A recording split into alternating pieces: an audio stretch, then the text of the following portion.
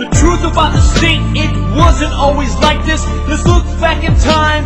History reminds us, one army, one land, one central authority, crushing the Romans, Persians put in fear. The Ummah like a lion, no need to shed a tear. When the village was attacked by the kuffar, the Khalif heard the sisters cry, prepared for war. Attacking the city, destroying it from existence. Lesson number one, don't ever mess with Muslims. The Imam of the Ummah is a shield, where he protects the Ummah, and where the Ummah fights behind him. Where is this shield today to protect the Ummah? What happened to this shield to honor and dignify the Ummah? In 1917, Prime Minister of Britain, after entering Jerusalem, stated, "The Crusade War has ended." In the same year, the French General Gouraud went to the grave of Salahuddin Ayyubi. Salahuddin Ayyubi, the one who 730 years prior crushed the Crusade and liberated Palestine and Syria. He went to his grave in Damascus and kicked it and said, "Wake up, O Salahuddin, we are here." How did they do this to you and me? We turn on the TV and all we see is a world full of casualties, a generation agony. Our Ummah is a misery. Let's go back to the beginning of the century and review our history. From one side to the other side of the globe, the system of Islam ruled over the world. They went to the Muslims for all their solutions, from mathematics to biology, the advancement in technology. The Kafir women used to imitate our women. They wanted the same respect that the Muslim sisters were given, while the enemies of Islam were trying to twist the Quran, trying to write a surah like Allah. They all failed miserably, and many of them responded, "Ashhadu an la ilaha illallah wa ashhadu anna Muhammadun Rasulullah." Allah has challenged the humanity until the day of judgment to produce a surah or an ayah like the Quran. And Allah assured that they will never be able to make a surah like it. The kuffar plan and work to destroy this deen. And Allah affirms that we too are planning. And if all the people of the world got together, they still could not and will never be able to put a scratch, a size of a mustard seed on the throne of Almighty Allah subhanahu wa ta'ala.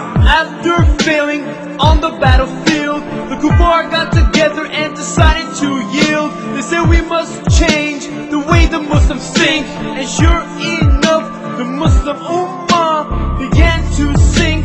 In 1917, John Belford promised Palestine to the Jews. 31 years later, his promise went through. Britain and France split the Muslim lands. 3 years later, Islam's worst traitor, Mustafa Kemal, brought the state's fall. In 1920s, Mustafa Kemal, with the help of the British, became the hero. Well, this so-called hero cancelled the authority of the most powerful system for the human beings, the Khilafah. He abandoned all rulings of Allah. He did not stop there. He abandoned the Adhan in Arabic. He denied the Muslim sisters from obeying Allah subhanahu wa ta'ala by abandoning the hijab. All Islamic calendars and holidays were cancelled. Yes, brothers and sisters, he changed the Arabic alphabet to Latin. By doing so, he made sure the next generation will be lost and have no connection to their Islamic roots, as they cannot read or write all the Islamic culture that was recorded. This Islamic system, sent by the creator of Alameen, went from the application in life to be in the museum for the people to go and see in Turkey. In 1924, our state was demolished. 100 years of planning and their plans were accomplished. Kafirs broke our bondage, contaminated our knowledge. Better listen up, cause you won't learn this in college. Beginning of the end and the divisions began. Step by step, they divided our lands. In 1921, Saudi Arabia and Iran. Next year, Egypt, and in 32, Iraq.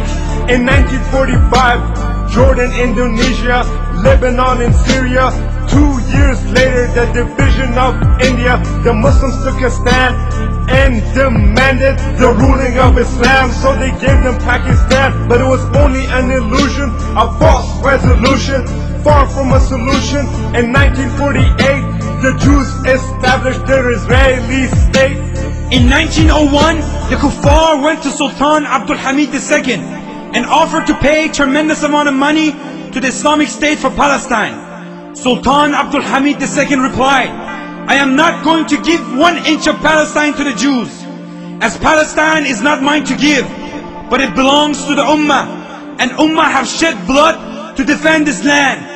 But if one day the Islamic State falls apart, then you could have the Palestine for free. But as long as I'm alive, I would rather have my flesh be cut out than cut Palestine from the Muslim land.